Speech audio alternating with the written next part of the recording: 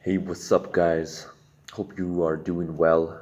In this video, I'm going to do a review on this book, The 4-Hour Workweek by Timothy Ferriss. So, thanks for watching. Now I'm going to get into this book review without giving away too much of the information contained in the book. If you want the details on how to do any specific thing, you will need to purchase the book, which I highly recommend. Tim Ferriss begins this book by giving his life story in a summarized format. He was working a desk job filled with drudgery, but then he dramatically got fired and started living life on his own terms instead of doing what other people told him to do, which is the typical path life for most people. They get their degree or whatever, they start working 9 to 5, then they do that for like 30 years or whatever, get a house, and that's how they live out their life, just doing their 9 to 5 career jobs until they eventually retire. So Tim Ferriss began a sports nutrition company and found out that you were able to outsource everything from ad design to manufacturing. And sadly, most people never actually take the steps necessary to transform their work life into a good experience. So they work a 9 to 5 job, but they don't even take some of the steps which are going to be described later. So their 9 to 5 jobs, basically, that experience could be better than what they are experiencing, but they never actually take the steps to make that possibility into a reality. So the first step to improving your 9 to 5 life, or your life in general, is actually figuring out what you want. That is what the initial part of the book deals with. It helps you figure out what is your vision and what Timothy Ferriss thinks is a good vision for life. And his perspective is very unique, and it was quite eye-opening to me, for me to see the possibilities of what people can actually do with their lives, how they can actually live their lives.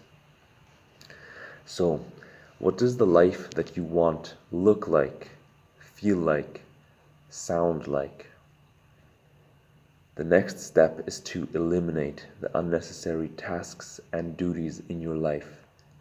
Why should you do pointless tasks for your boss if they are, by definition, pointless? Why do you need to attend meetings that accomplish no purpose? That is, if you obtain the same information whilst you are in a remote location.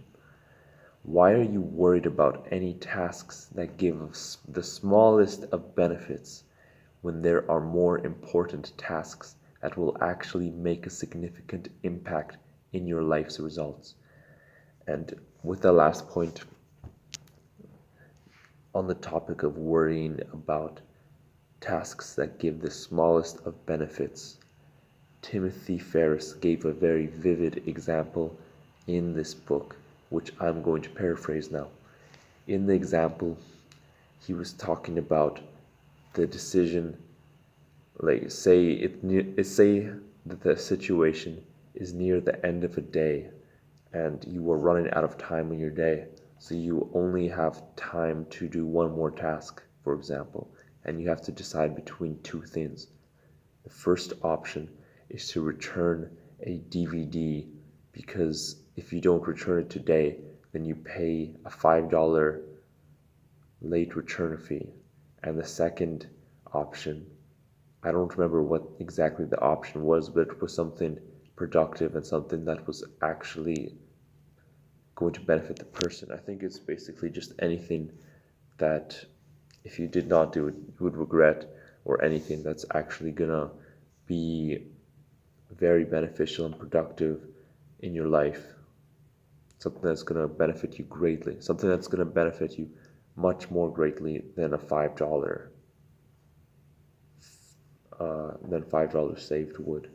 So something that's worth more than $5.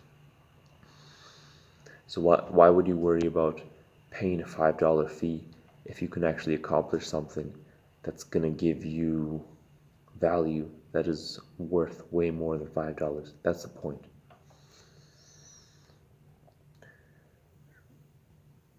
Relatedly, remember that 20% of inputs cause 80% of results, and this is called the Pareto principle.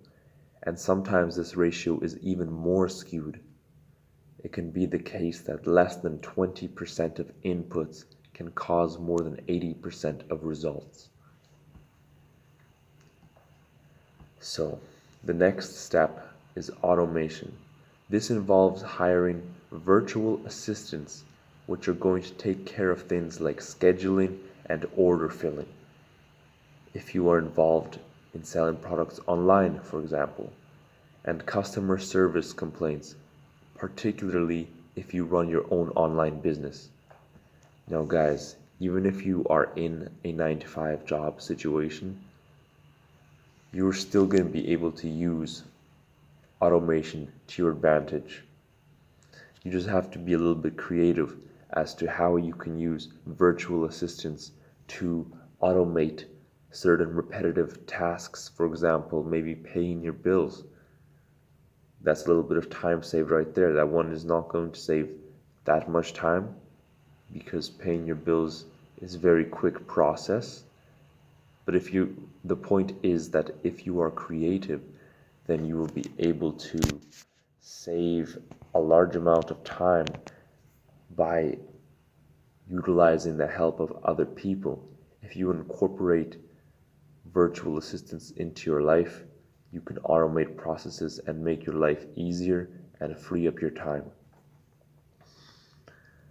So then the author goes into detail about how to liberate yourself even farther from office life.